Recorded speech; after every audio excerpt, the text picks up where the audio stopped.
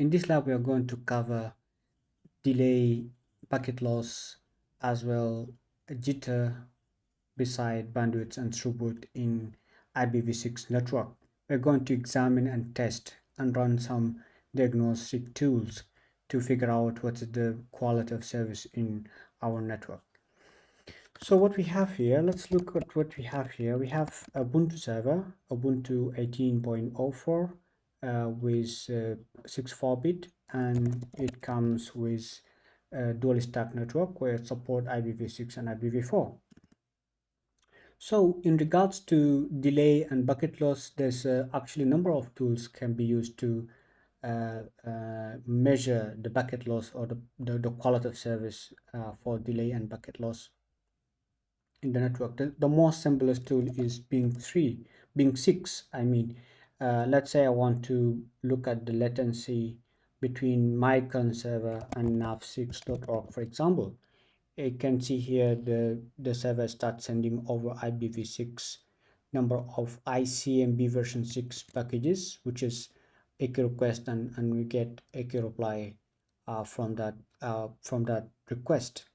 So with Control C, you can cancel the request, and you can see here the last report saying that there's no bucket loss, and the average value, the minimum, which is this value, the minimum latency, and which is and this is the average value as well. This is the maximum value.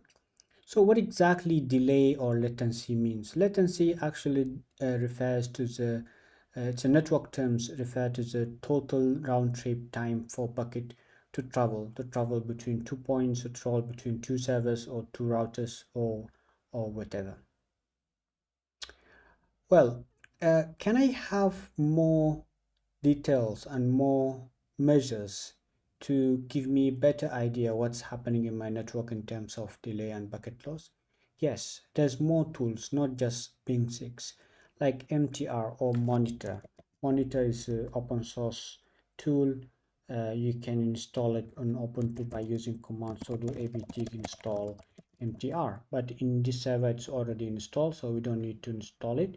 We can just use it directly. So MTR, and if we need to check or we need to measure the connectivity between this server and nav6.org website, for example, we can mention first -6 to mention or to look at IPv6 part of the connection. Then we can put here the host name, which is nav6.org. It will start sending number of packets between the source, which is my server, to the destination, which is nav6 server.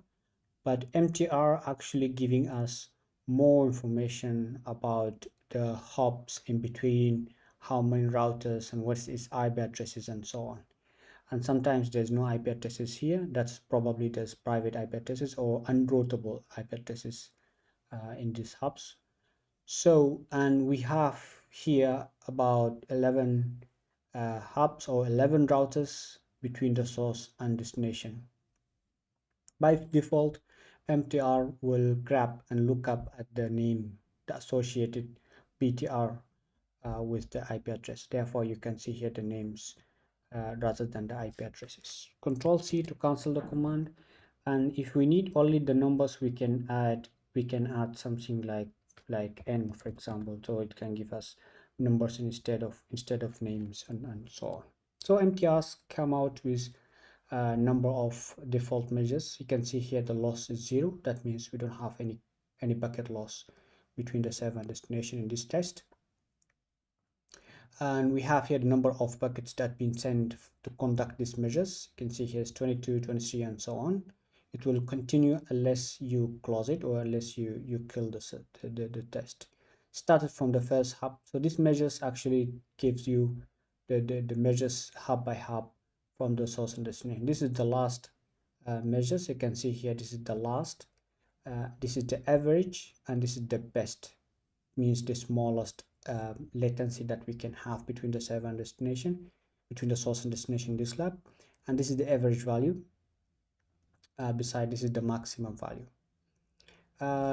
beside also we can have the standard deviation on based on all the collected values in the previous test. So this is the standard deviation based on what we have just conducted here. So that's I think give us good idea how our networks look like and what's the performance and what's the quality of service, what's the level of quality of service in this network, or at least between the server and the destination based on this case, based on this lab. Let's look at more measures. Sometimes we need more measures, more network related measures. For example, MTR, I want something like, okay, I need look up at the AS number, and as well I need the numbers of the hubs, not the names, between my server or my client to the destination, which is nav6.org. So you can see here it gives you also the AS number which this IP address belong to. So this kind of tool, this kind of test, it could be very helpful and very useful if you want to bridge it and do some troubleshoot on your network to figure out the quality of service if you're facing any kind of problems. So that's in regards to bucket loss, and bucket loss actually is very important. Latency and bucket loss very important for certain type of applications, especially that's real-time applications like self-driving cars, for example, or some IoT applications. Latency is very crucial variable in the network.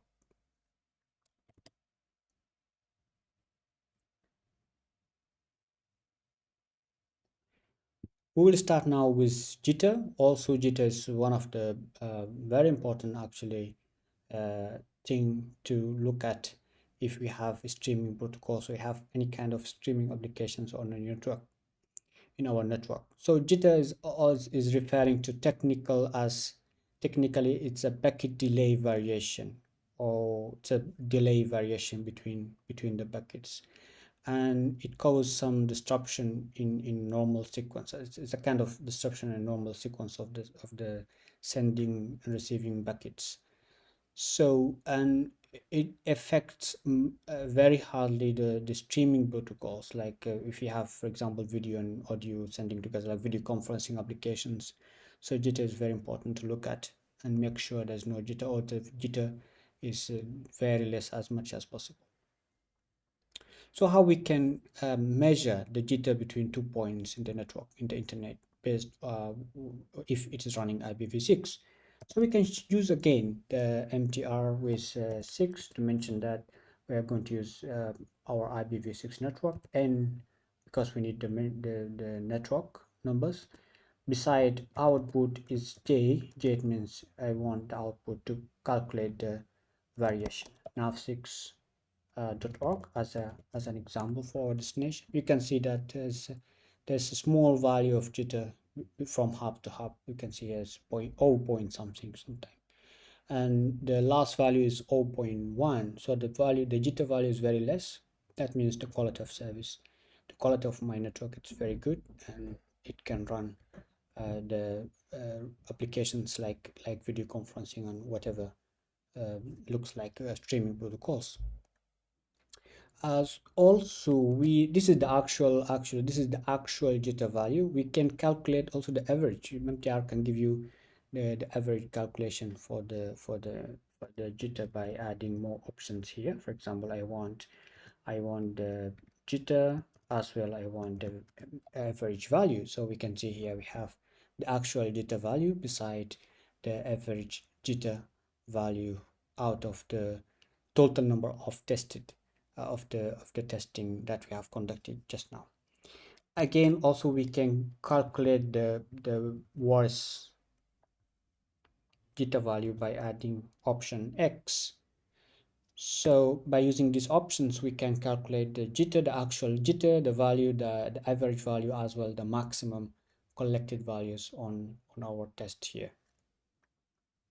So all these options can be found in mtr-h. You can get all the information how to use the options and which is the what option you can use if you want more tests and you want to conduct specific mode test to collect specific information.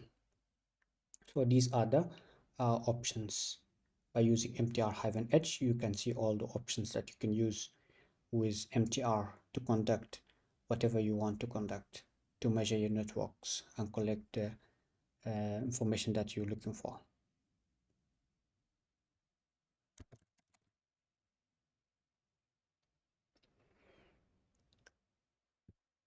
In regards to bandwidth and throughput, actually the bandwidth is just the maximum rate that can be the maximum bucket rate that can be transferred across a specific path in my network. So that's basically the bandwidth, while the throughput is actually the successful message delivery in between 2 points, or in between your network hosts. So how we can calculate that, how we can calculate the bandwidth, how we can calculate the bandwidth and collect the information to look at the quality of our network, because bandwidth is actually very important for many kind of applications that rely on transferring huge amount of data, like FTP, for example. So I'm expecting FTP, it's more rely on bandwidth rather than delay or the variation or the latency. So how we can do that? We have to use actually two computers. Let's use two computers here. Let me bring more shells here. So in this lab, I'm going to bring a new computer or new server, virtual server, alongside with the current network.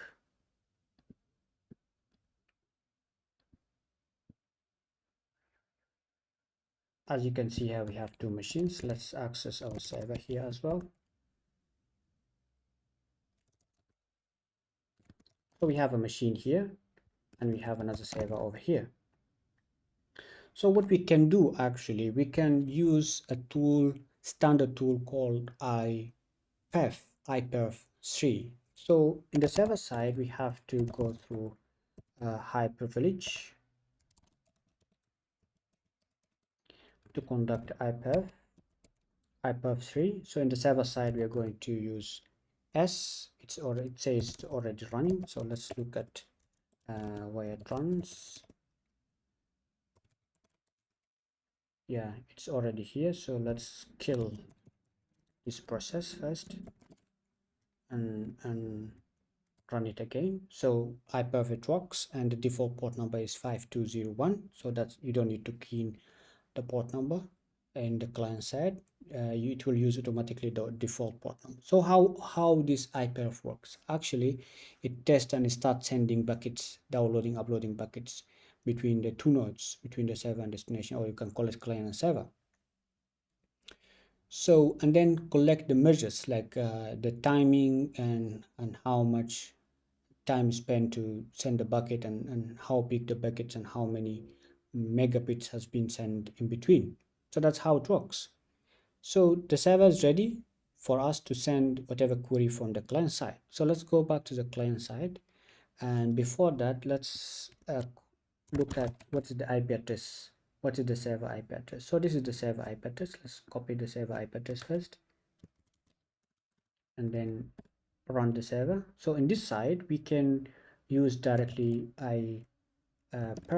IPv3, and then the server side is this IP address. So you can see that it will start collecting and sending packets to measure the links hub by hub between the client and the server. So at the end of the report, you can see that we have measures here. It says that the bandwidth is about 101 megabit per second, and the rates was this much of things. That's for the sending, and this is for the receiving.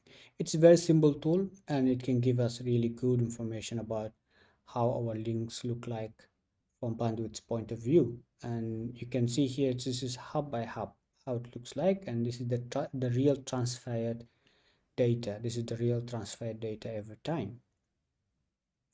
And the last report is the most important, and based on this we can look at our link as good or bad based on the last report over here. So what else we can conduct on this kind of tests?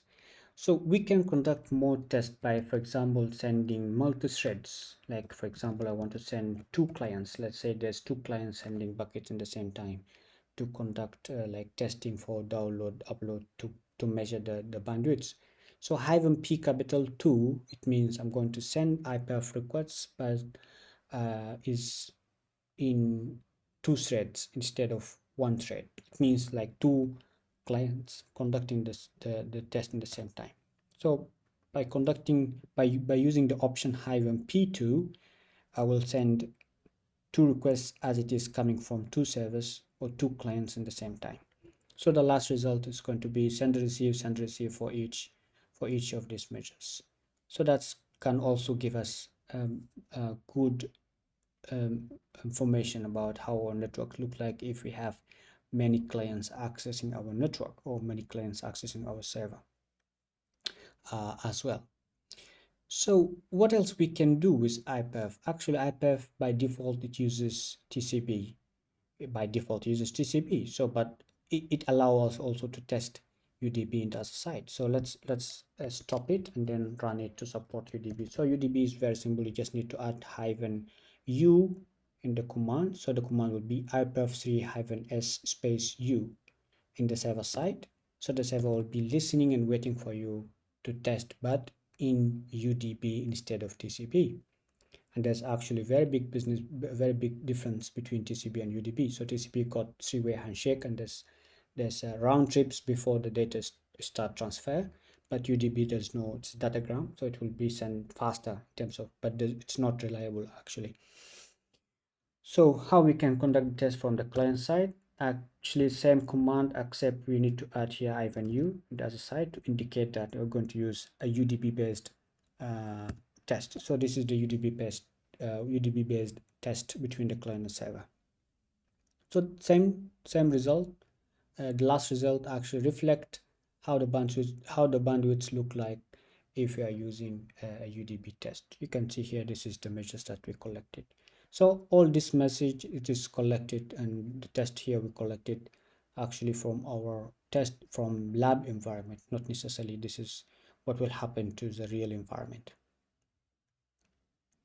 Thank you.